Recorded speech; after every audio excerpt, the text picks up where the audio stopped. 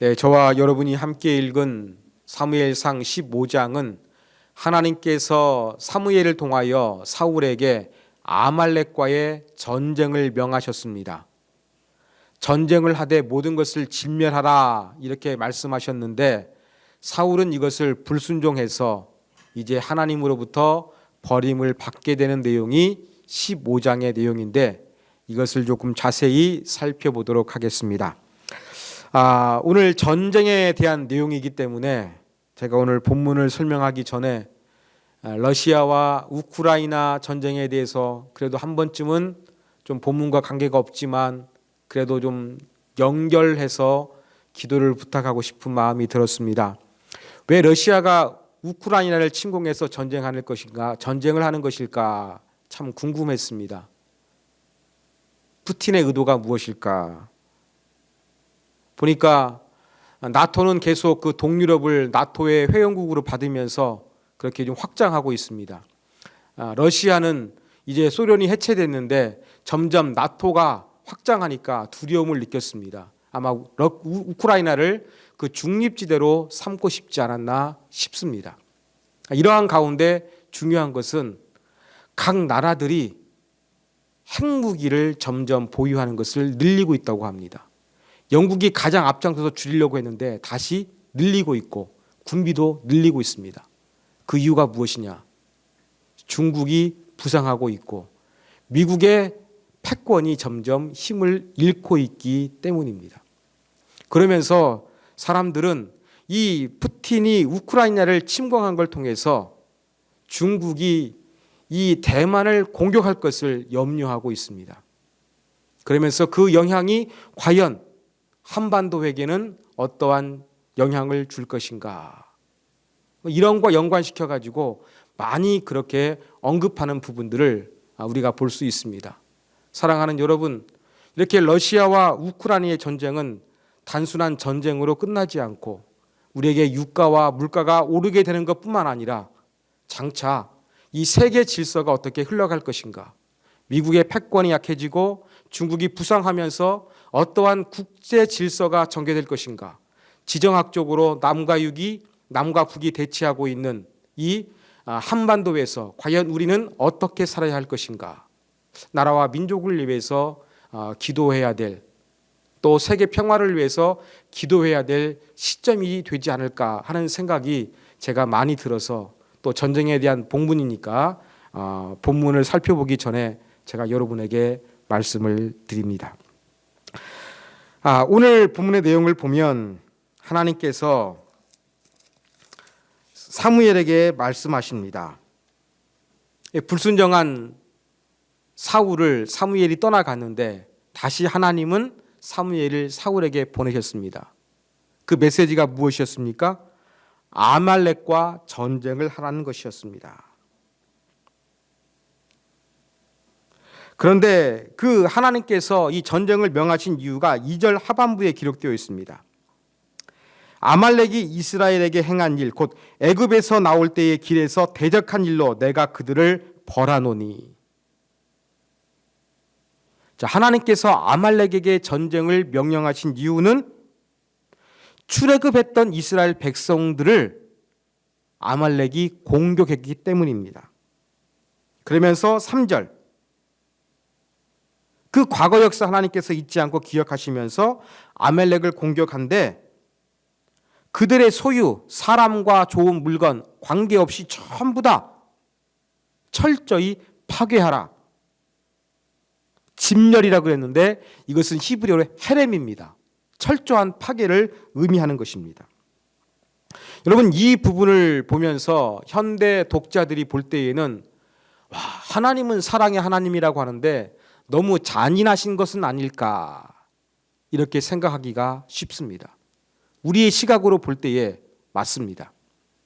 그러나 우리는 그 당시의 전쟁의 성격을 조금 이해할 필요성이 있습니다. 여러분, 고대 근동에서는 두 가지의 전쟁이 존재했습니다. 하나는 어떤 전쟁이었느냐?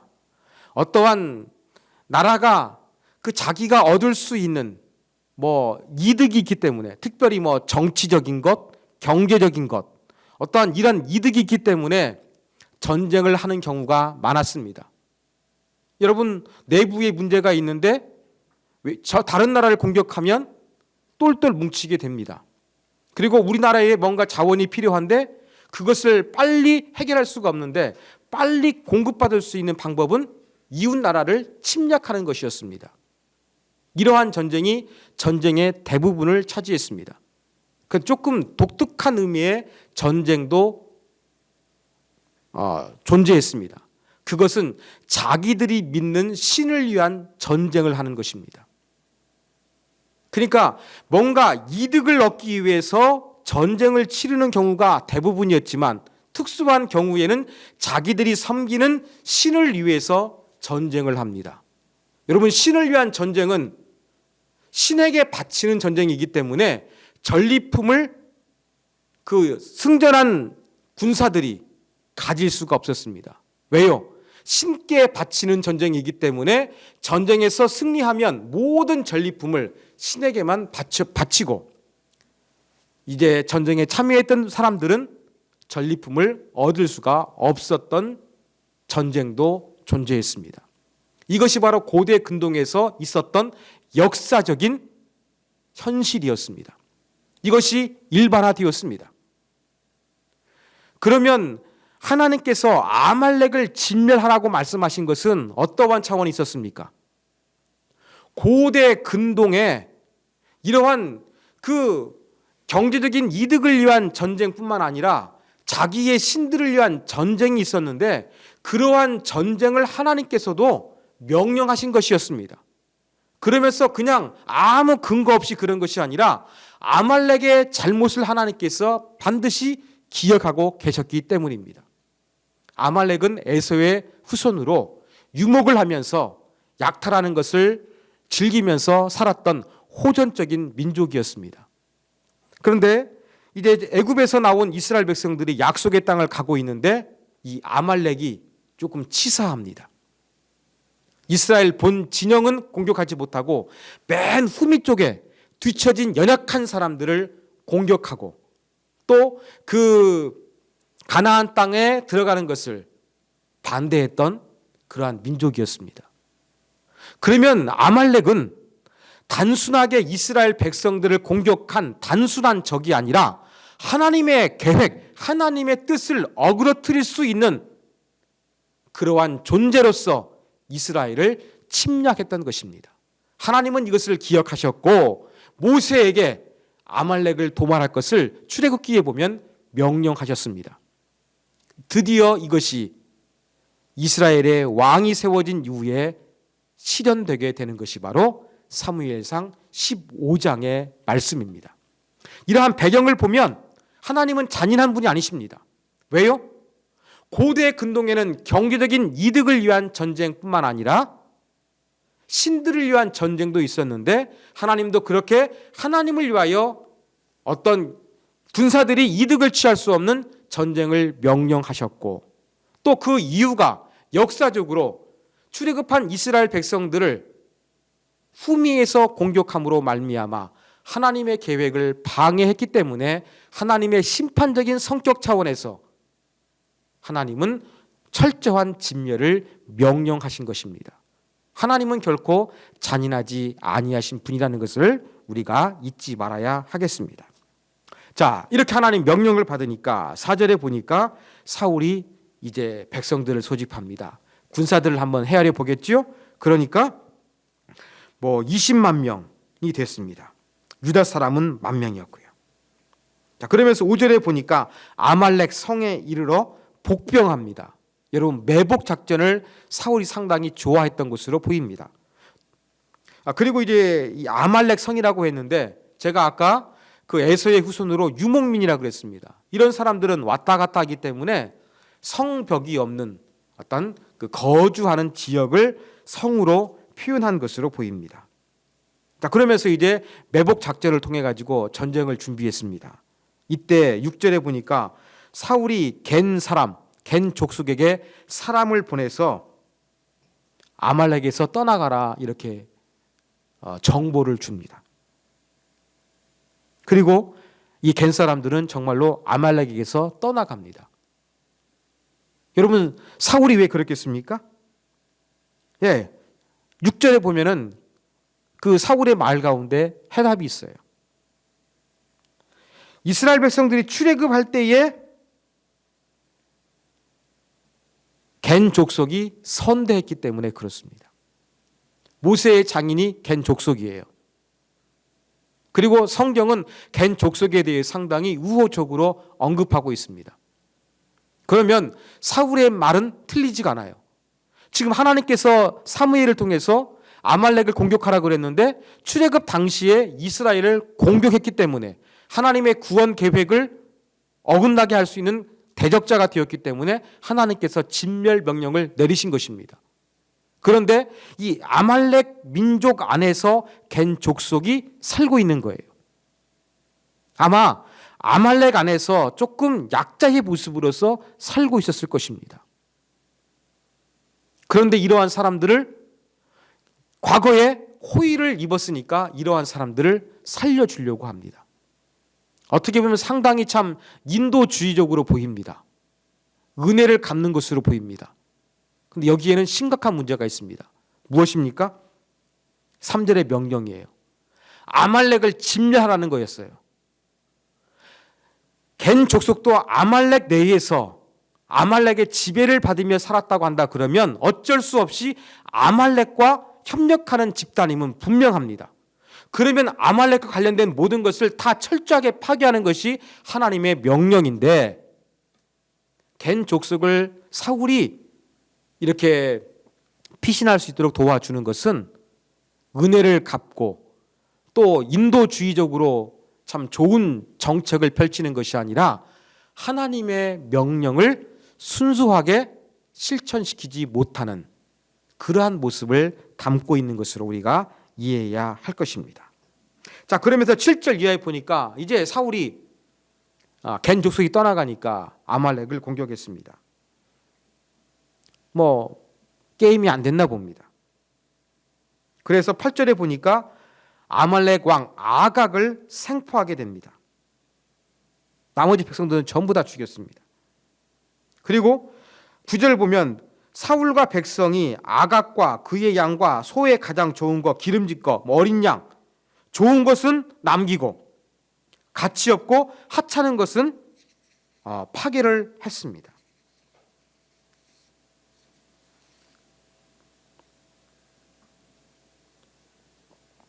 여기서 한 가지 재미있는 것은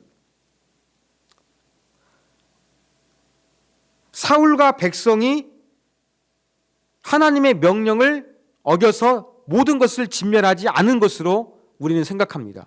그러면 사울과 백성들이 그랬으면 여러분 진멸하지 않은 것은 단수가 되어야 될까요? 복수가 되어야 될까요? 복수가 되어야 되겠죠. 근데 히브리 성경은 단수로 되어 있습니다. 왜 그럴까? 여러분, 이 백성들이 이 전리품을 남겨둘 수 있는 이유는 사울왕의 허가가 떨어지지 아니하면 불가능한 것이기 때문에 그렇습니다. 사울은 아각을 생포했습니다. 죽이지가 않았습니다. 왜 그랬을까요? 왕은 정치인이라 정치적인 계산을 하겠죠. 여러분, 그냥 어차피 아각을 죽이는데 그냥 당장 죽이는 것보다는 뭐가 나을까? 그러니까 아각을 생포해 가가지고 이스라엘 많은 백성들이 보는 앞에서 아각을 공개 처형하면 훨씬 사울의 위상이 올라가게 될 것입니다. 아니면 또 다른 계획, 아각을 생포해 가지고 살려주는 거예요. 여러분, 고대 역사를 보면 종종 이렇게 왕을 생포해 가지고 살려보냅니다. 어떻게 하느냐? 조공을 바치게 하는 거예요.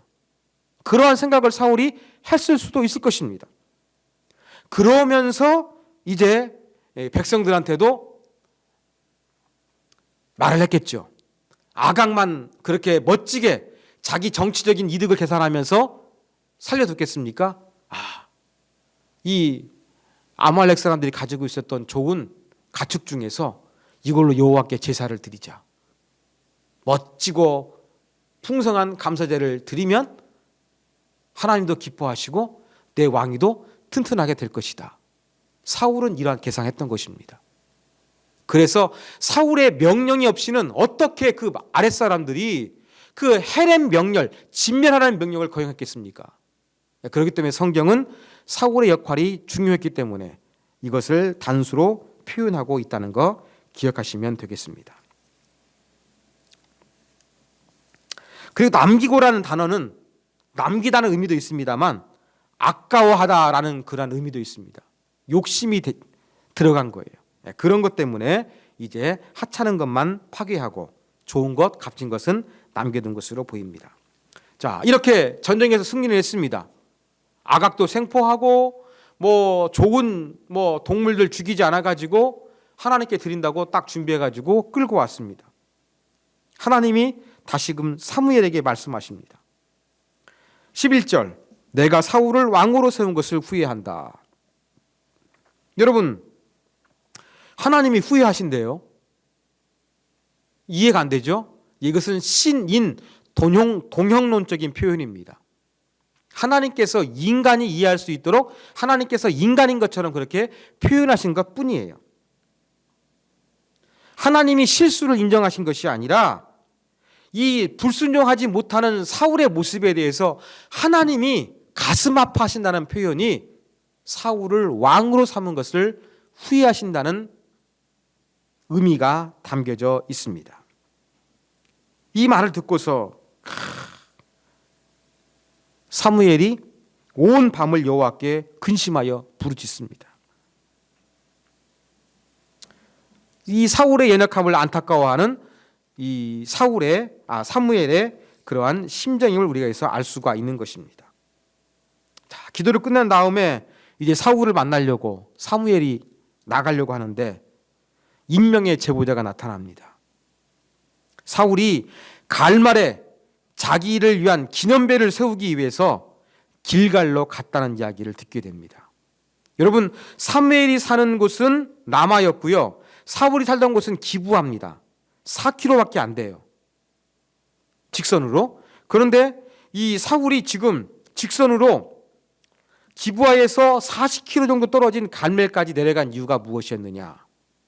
승전비를 세우기 위함이었습니다. 자, 하나님 뭐라고 말씀하셨습니까? 다 진멸하라 그랬죠. 고대 근동의 성격 두 가지, 이득을 위한 전쟁과 신을 위한 전쟁이 있다고 그랬습니다. 신을 위한 전쟁은 신이 모든 것을 취해야 되는 거예요. 그런데 헤렘은 하나님을 위한 전쟁이 되어야 되는데 자기의 승전비를 세우는 것은 바로 무엇입니까? 사울이 자기를 조금 높이려는 그러한 마음을 가지고 있다는 것을 보여줍니다.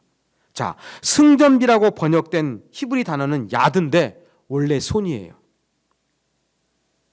성경 읽으시다 보면은 하나님의 손이 돕는다, 이런 표현이 등장합니다. 하나님의 손이 진멸한다, 이러한 표현이 있습니다.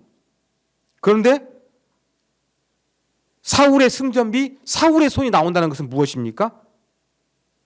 자기를 내세우고 싶은 사울의 인간적인 욕망을 보여주는 것입니다. 자, 이 길갈에서 사무엘과 사울이 만나게 됩니다. 사무엘에게 사울이 인사하지만 이 사무엘은 그렇게 좋게 반응하지 않습니다. 왕의 명령을 하나님의 명령을 행하였다. 13절 보니까 이야기하는데 사무엘이 그러죠. 그러면 내 귀에 들리는 이 가축 소리는 무엇입니까? 15절.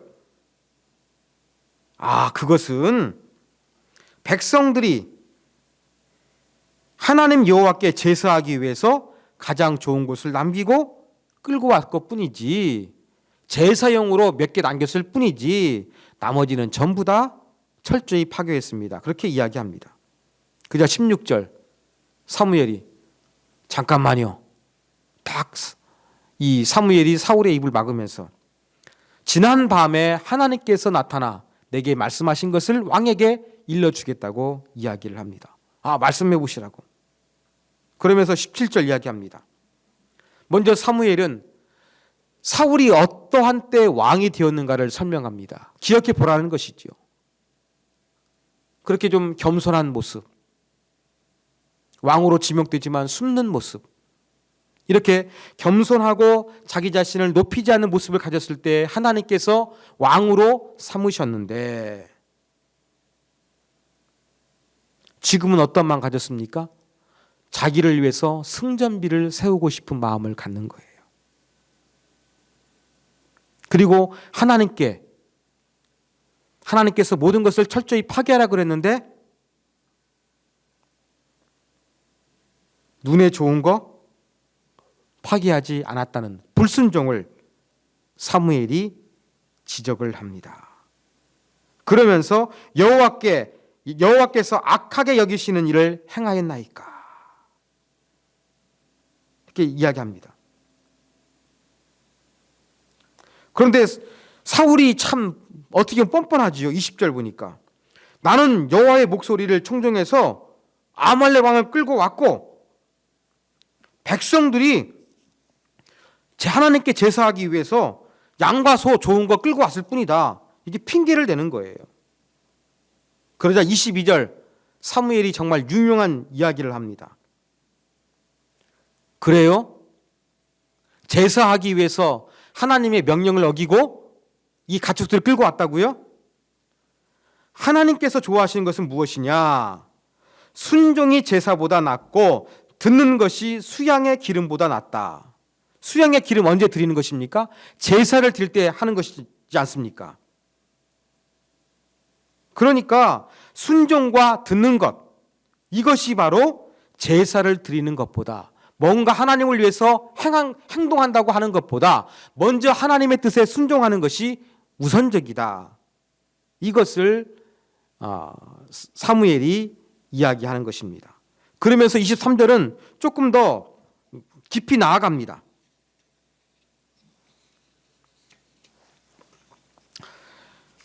이렇게 하나님 말씀에 불순종하는 것은 점치는 죄와 같고 완고한 것은 사신 우상에게 절하는 죄와 같음이라. 하나님 말씀에 철저하게 순종치 못하고 여호와의 말씀을 듣지 못하는 것은 복술하는 거, 점치는 거, 그 다음에 우상 숭배하는 것과 동급이다. 그래서 하나님의 말씀을 왕이 어겼기 때문에 하나님도 사울을 버리게 되었다. 이것을 전달합니다. 그때서야 이제 24절 사울이 인정하지요. 내가 범죄하였나이다. 그러면서 24절 뒷부분에 보면 범죄의 이유를 이야기합니다. 내가 백성을 두려워하여 그들의 말을 청종하였음이니이다. 무슨 말입니까? 하나님의 말씀을 듣는 것보다, 하나님의 뜻에 순종하는 것보다 자기가 통치하고 있는 백성들을 더욱더 의식하고 백성들을 더 중요하게 생각하고 그들의 말을 들었다는 이야기입니다. 그러면서 내 죄를 용서해 주시고 같이 가서 여호와께 경배하게 해달라. 좀 범죄한 모습으로 그래도 하나님 앞에 경배하고 싶었나 봅니다. 그러자 26절 사무엘이 나는 왕과 못 갑니다. 왕이 하나님 말씀을 버려서 하나님이 왕을 버렸는데 내가 어찌 같이 갈 수가 있겠습니까? 나는 하나님의 뜻에 순종해야 되겠습니다. 이렇게 말했을 것입니다. 그 사무엘이 떠나려고 하니까 27절 사울이 떠나가려는 사무엘을 붙잡습니다. 얼마나 세게 잡았는지 겉옷자락이 찢어졌습니다. 근데 이 찢어진 옷을 가지고 사무엘은 상징적인 행동을 합니다. 여러분 28절에 보면 사무엘이 그에게 이르되 여호와께서 오늘 이스라엘 나라를 왕에게서 떼어, 이 떼어라는 단어 있잖아요. 이 떼어가 찢어진지라 하고 똑같은 단어예요. 똑같은 단어입니다. 진짜 이것이 이루어집니다. 이렇게 보면 이렇게 그 사무엘을 붙잡기 위해서 꽉 잡았는데 그 찢어진 옷자락이 사울에게서 나라를 떼어서 다른 사람에게 주는 그러한 의미로 사무엘이 이야기를 하게 되는 것이죠. 그리고 30절 보니까 사울이 참 재밌습니다. 내가 범죄했을지라도 이제 청하옵나니 내 백성의 장로들 앞과 이스라엘 앞에서 나를 높이사 나와 함께 돌아가서 뭐예요? 범죄해가지고 하나님께 납작 엎드리는 것보다 여전히 지금 뭘 중요하게 여기고 있습니까? 자기가 이 신하들과 또 백성들 앞에서 체면이 구겨지지 않는 것이 사울에게는 정말로 중요했나 봅니다.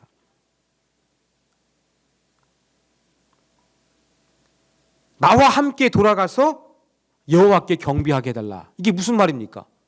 지금 길갈에서 사울이 사무엘을 만났는데 사무엘이 등장하지 않고 혼자 사울왕만 나타나게 되면 이거 체면이 말이 아니거든요.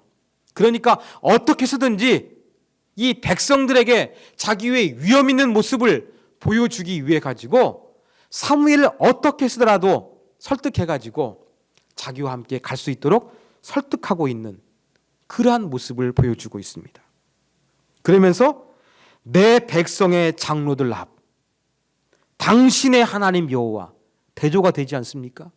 하나님은 좀 멀리 떨어져 있고 자기의 백성들은 아주 친밀한 것처럼 그렇게 사울은 표현하고 있습니다. 31절 사무엘이 돌이켜 사울을 따라갑니다. 의아하죠? 안 간다고 했는데 왜 갔을까요?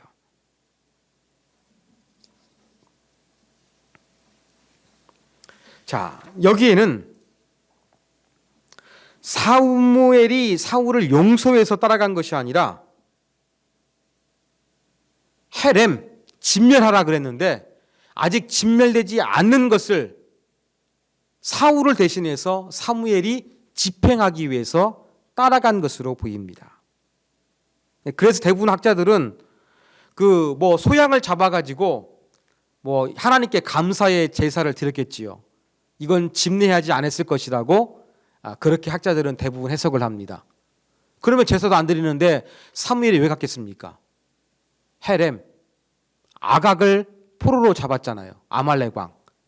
아말렉을 처형하기 위해서 사무엘이 사울을 따라갔던 것입니다. 여러분 32절 보니까 같이 가가지고 사무엘이 어떠한 행동을 했습니까? 아각을 끌어오라 그래가지고 아각을 찍어 쪼개 죽입니다. 이게 바로 무엇입니까? 하나님의 진멸 명령을 사울을 대신해서 사무엘이 하는 것입니다. 여러분 아각을 죽여가지고 그 사울이 자기의 참 멋진 모습을 백성들 앞에서 한번 보여주고 싶은 쇼맨십이 있었는데 그것은 하지 못하고 사무엘이 그것을 대신하게 된 것입니다. 그리고 사무엘은 라마로 돌아가고 사울도 자기 집 기브아에 돌아갑니다. 그리고 사무엘은 사울을 죽을 때까지 보지 않았습니다. 그리고 하나님도 사울을 왕으로 삼으신 것을 후회하셨다는 안타까운 하나님의 심정이 맨 마지막 절에 기록되어져 있습니다. 자, 이러한 사무엘상 15장을 통해서 배울 수 있는 교훈점 몇 가지 살펴보겠습니다. 첫 번째 교훈입니다. 여러분 좋은 신앙의 출발점은 능동적인 것이 아니라 수동적인 데 초점을 둬야 됩니다. 여러분 좋은 신앙은 무엇입니까? 신앙이 좋기 위해서는 뭔가를 우리가 해야 한다고 생각을 합니다. 그렇죠? 뭔가 해야 되는데 종교적으로 행해야 되겠죠. 하나님이 기뻐하시는 것을 행해야 되겠죠. 사울이 늘 종교적이었고 그런 것들을 행하려고 했습니다. 그런데 사울은 하나님께로부터 온 것을 철저하게 지키는 종교적인 사람이 아니라 자기의 어떠한 것들을 돋보이게 하려는 인간적인 욕망과 의도를 가지고 종교적으로 행동했을 뿐이라는 것이 중요합니다. 여러분 22절에 보면 사무엘이 사울에게 순종이 제사보다 낫고 듣는 것이 수양의 기름보다 낫다 그랬습니다. 사울의 머릿속에서는 여호와께 감사 제를 드리면서 그 아말렉에서 빼앗아 온 가축을 도축하고 아각을 사살하고 뭐 이런 것들을 통해 가지고 자기의 그 통치 업적을 자랑하고 싶은 마음이 엄청나게 강했나 봅니다. 그러면서 이렇게 뭔가 하나님 앞에 제사 행위, 뭔가 하나님께 뭐 태워 드리는 행동, 감사한다고 표현하는 이 종교적인 행위, 이것을 잘 보여주고 싶었던 거예요. 종교적이에요. 그렇지만 그것보다 더 앞선 것이 바로 무엇입니까? 순종이 제사보다 낫고 듣는 것이 수양의 기름보다 낫다 그랬습니다. 그렇습니다. 순종과 듣는 것, 하나님께 순종하는 것, 하나님께 듣는 것, 하나님께 먼저 수동적인 자세를 취해서 열린 마음으로 하나님을 받아들이는 것, 이것이 바로 좋은 신앙의 출발점이에요. 좋은 신앙은 뭔가 하나님을 위해서 뭔가 위대한 일을 계획하고 뭔가를 행하는 것이 아니에요. 좋은 신앙의 출발점은 무엇을 행하는 것보다 먼저 하나님의 뜻에 순종하고 먼저 하나님의 뜻 가운데, 하나님 말씀 가운데 귀를 기울이는 것이 더 중요합니다. 사랑하는 여러분, 하나님 앞에서 정말 좋은 신앙으로 여러분 살기를 원하십니까? 여러분이 지금보다 더 좋은 신앙인으로 성장하기를 원하십니까? 그렇다고 한다 그러면 여러분 하나님을 위해서 뭔가 더 크고 위대한 일, 멋진 일, 이것을 계획하기 이전에 내가 얼마나 하나님께 수동적으로 잘 하나님 말씀을 듣고 있는가, 내가 얼마나 하나님의 뜻에 철두철미하게 순종하려고 노력하고 있는가, 이것을 먼저 살펴보시기 바랍니다. 하나님을 위해서 위대한 일을 계획하기 전에 먼저 위대하신 하나님으로부터 하나님의 위대한 뜻과 하나님의 위대하신 계획을 듣기 위해서 노력하십시오. 좋은 신앙은 나의 마음대로 능동적으로 행동하는 것이 아니라 그것보다 먼저 하나님의 말씀을 듣는 수동적인 자세가 반드시 필요하다는 것을 우리는 꼭 기억해야 되겠습니다. 두 번째 교훈입니다. 우리는 순종의 기준을 분명하게 해야 합니다. 여러분 사울 보십시오. 오늘 본문을 보면 자기는 나름대로 하나님의 말씀 가운데 순종을 했대요. 그렇지만 우리가 살펴봤던 것처럼 더 심각하게 부분적으로는 하나님 말씀에 불순종을 했습니다.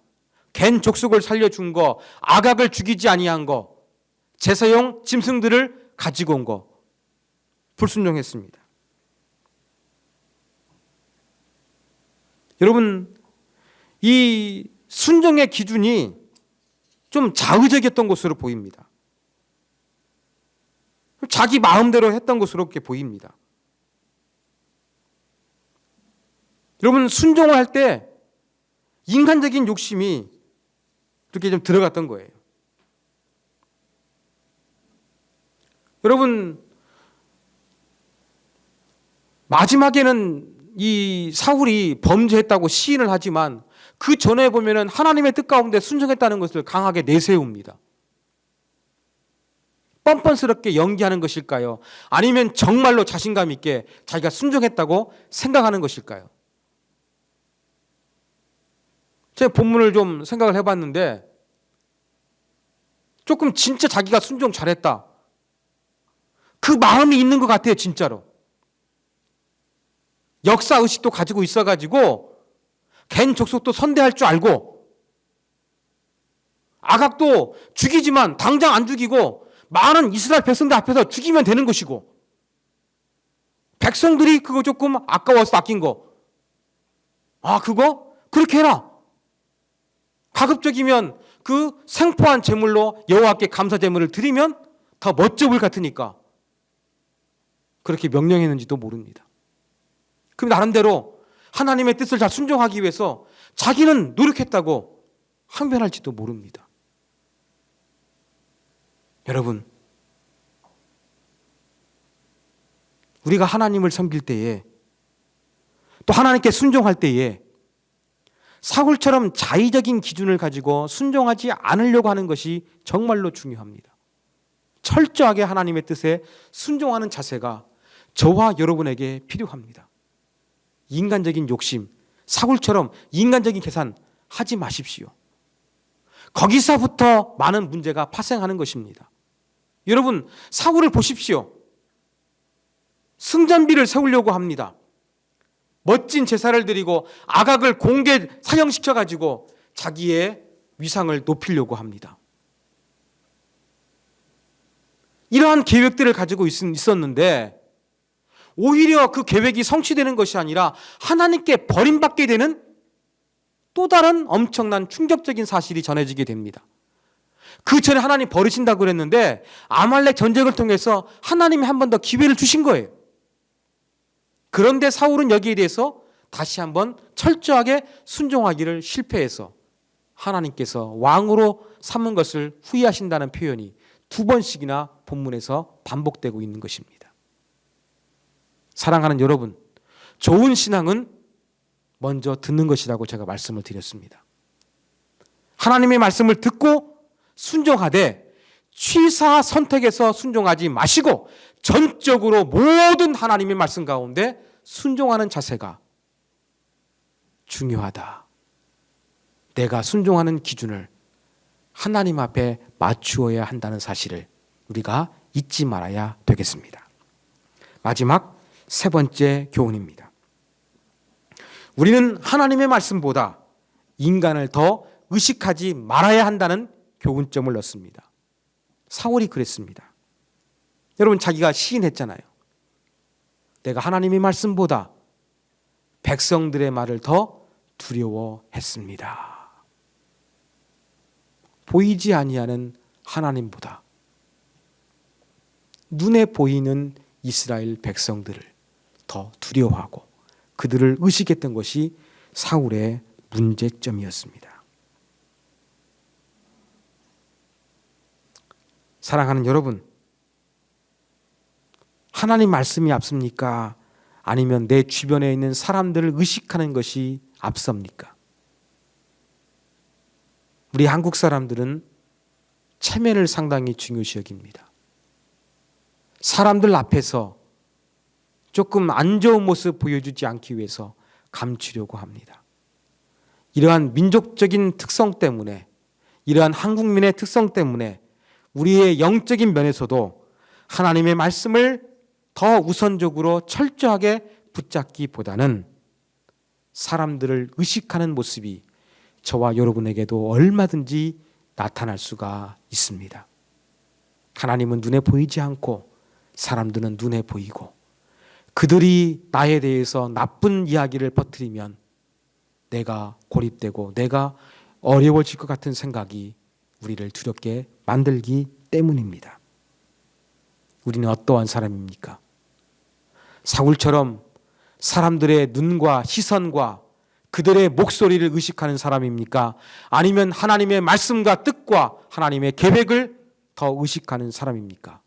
어느 쪽에 가까운 게 나의 진정한 모습입니까? 오늘 말씀을 통해서 우리는 하나님의 말씀을 인간들보다 더 중요하게 여기고 사람들보다 하나님을 더 의식해야 된다는 교훈점을 얻습니다. 오늘 우리에게 주신 교훈점을 붙들고 다 같이 우리 기도하도록 하겠습니다. 또한 전쟁을 통해서 우크라이나와 러시아의 전쟁이 끝날 수 있도록 또 이러한 전쟁을 통해서 세계의 정세가 더욱더 파멸의 길로 또 욕망과 이기심의 길로 나아가지 않도록 평화로운 글로벌한 사회가 되게 해 주십시오. 이러한 평화를, 세계 평화를 위해서 다 같이 우리 기도하도록 하겠습니다.